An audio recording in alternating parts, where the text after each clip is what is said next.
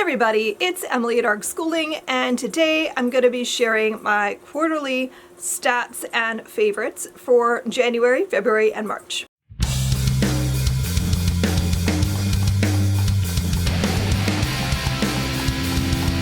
So we are just over 3 months into the year, and I thought now's a good time to chat about where I'm at with my reading and that sort of thing. Overall, my total books read so far this year, as of the end of March, we're only focusing on that, is 46. So I read 46 books in 3 months, which is pretty good. So I'm pleased with that so far. And 21 of those were 5-star books, which is actually really good. Like, that's impressive to me that I've read that many things that I gave 5 stars to. I think as I get older, I'm more lenient with what I give 5 stars because I feel like I used to be a lot more like strict about my ratings where like almost nothing got 5 stars because it had to be like amazing. And now I feel like I'm more like, well, that was fun. I really enjoyed that. 5 stars. So I don't know. I feel like I have a lot more 4 and 5-star ratings than I used to. Has anyone else done that? Like, have you noticed that? Or have you done the opposite and gotten more strict? Let's see, what else do we want to talk about? So let's break it down by genre. So my most read genre so far this year has been middle grade. I've read a lot of middle grade. I've read 17 middle grade titles so far. And then my next most read was speculative fiction, not counting horror. And that's interesting to me because I don't consider myself a person who reads a lot of fantasy books. Not that I dislike fantasy, I just don't tend to like feel like reading it. So to have that, I've read 9 speculative books, and I think all of them were more like fantasy than sci-fi, so that's interesting. I've read 8 horror, 7 historical fiction, 5 nonfiction, and 1 contemporary. So that's an interesting mix because I, in my head, think that I mostly read historical fiction and middle grade. Like, I would have called those as being my 2 top read. So to see that it's actually middle grade, horror, and speculative, that's interesting. Let's talk about reading challenge. I'm doing 3 reading challenges so far this year. My main reading challenge, of course, is the Build Your Library Reading Challenge, which is 40 prompts, and I have done 18 out of the 40 so far, so that's good progress. I feel like that's where you want to be at that point in the year, so I'm pleased with that. I'm also doing the Buzzword Reading Challenge, which is a book a month. And, I guess other people do it differently, but the way I'm doing it is to read 1 book a month that meets the prompt. So, like in January, it was There, and There, and I read You Couldn't Ignore Me If You Tried, The Brat Pack, John Hughes, and Their Impact on a Generation. In February, it was Positive Words, and I read Heroes, a novel of Pearl Harbor. And in March, it was Character Names, and I read Max in the House of Spies. So I'm doing well with that, and I'm on track to have a book for April. So like, I feel like I'm going to be able to complete that challenge as well.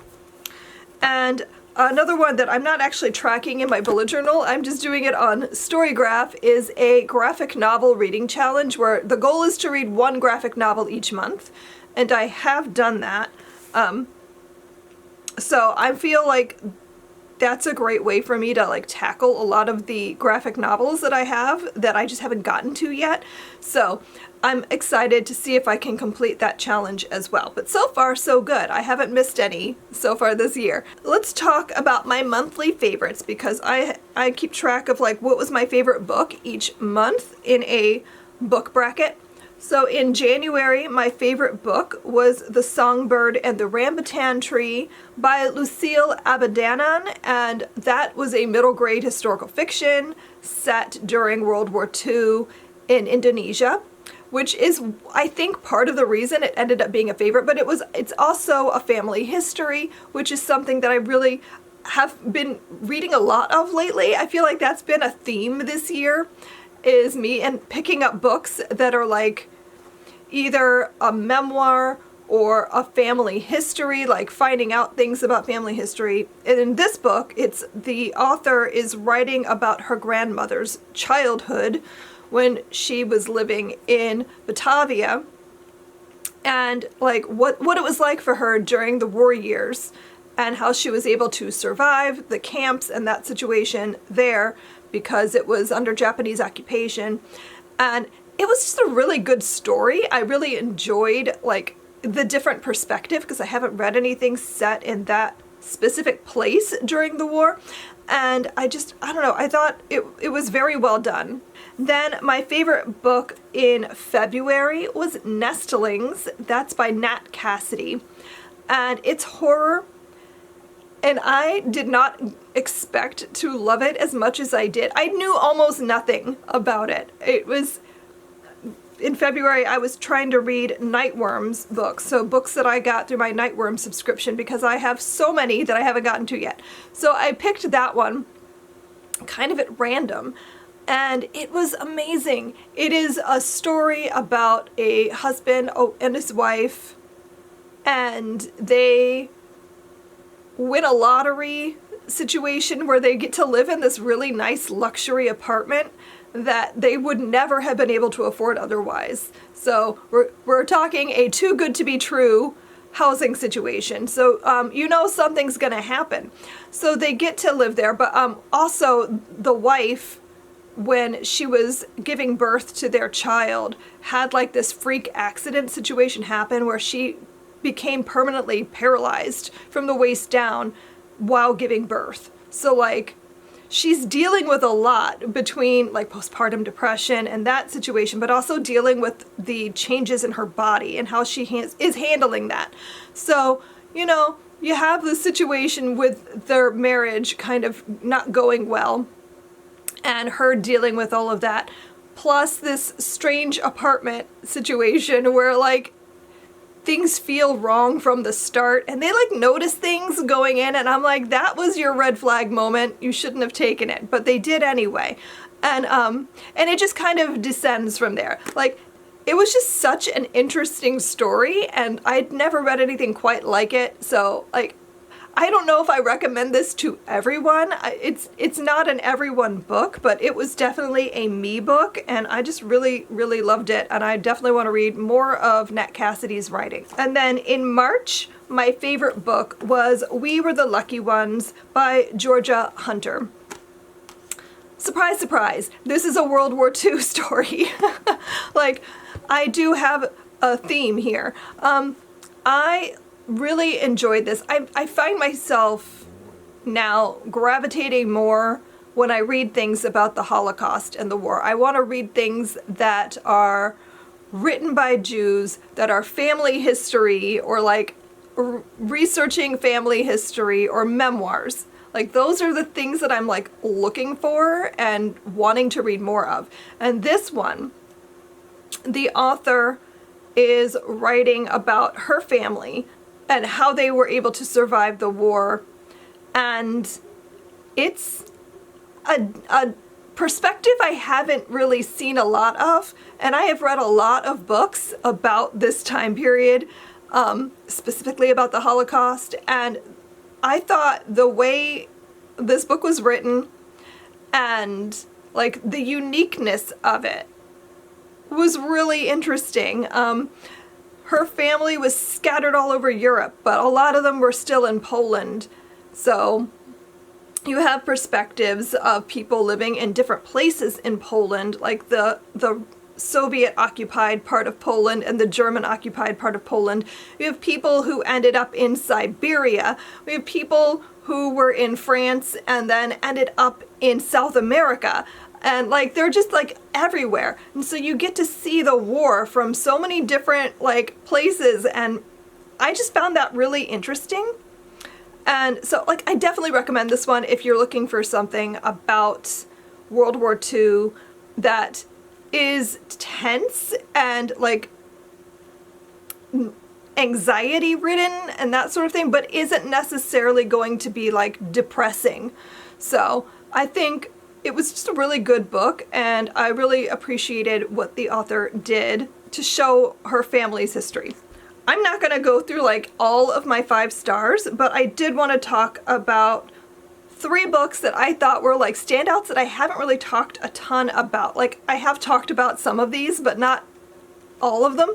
So one of my standouts was Lone Women by Victor LaValle. It was one of the books I read right at the beginning of the year because it was on my list of like, you need to read this. It was also a Nightworms book. This is a horror book, but it's also kind of historical because it's set like early 1900s. I feel like right before World War I starts. And the story is about a woman, a black woman, who is running away. She's escaping her home. She's got this giant heavy trunk, and right at the start of the story, like, her house is burning down and she's getting out and she's going to Montana because she's heard that anyone, even a lone black woman, can get themselves a plot of land and start over. So she's escaping there with this trunk and bringing this like thing with her, and nobody quite knows what's going on with that. She's not forthright about it. She's not talking about it. But like, I just found the story really interesting. I think it was written in like a very cinematic way. I felt like I was watching it as I was reading, and I always think that's interesting when like I can see it in my head really clearly. The story itself was really interesting. I love reading like homesteady type things. This really wasn't focused on the homesteading portion of it. Like, yes, she was doing that, but it was more focused on what was in the trunk. What does that have to do with things, all the bad things that are happening? It was just really creepy, but also really fun. Then I read Such Sharp Teeth by Rachel Harrison.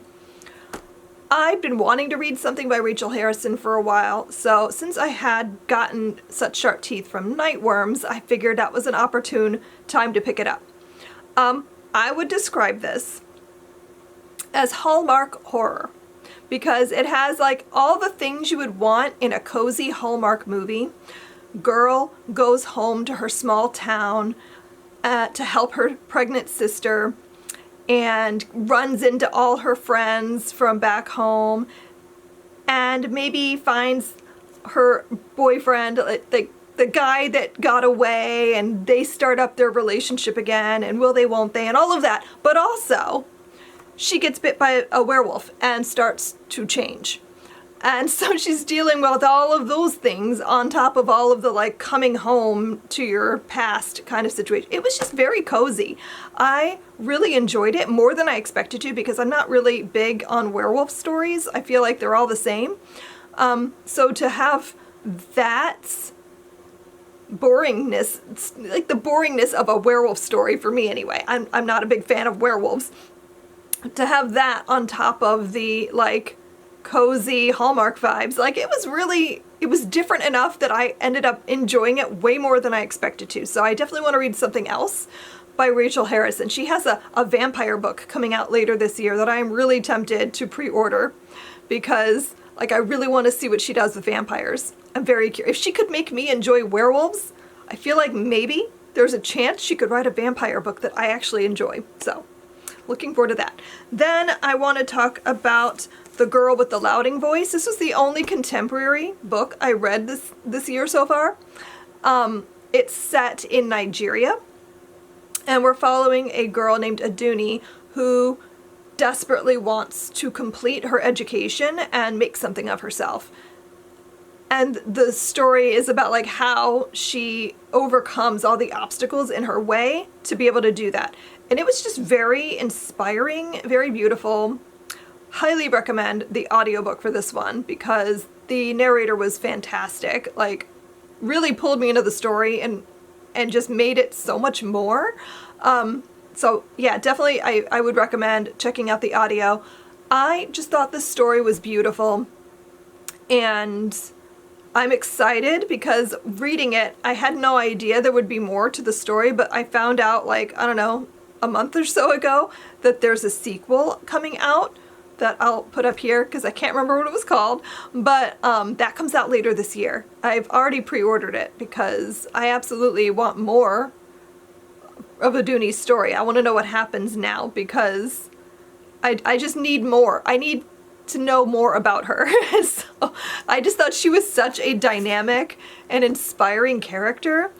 Seeing how she just never gave up and the odds were all stacked against her. Like, the situations she was put into were sometimes really harrowing, and I myself could not have done the things that she did to overcome them. So I just I want to read more about her. So yeah, those are all the things that I've read so far this year. I feel like I'm having a really good reading year again. Like, I feel like last year was one of my best reading years I've had in a long time, and I feel like I've learned to hone my reading to only picking up things that I know I'm going to like. I've really only had 2 DNFs so far this year, and that is impressive because I used to DNF a lot. Like, I would just pick things up and put them down. Like, I've only done that twice. So I'm doing really well. I'm happy with that.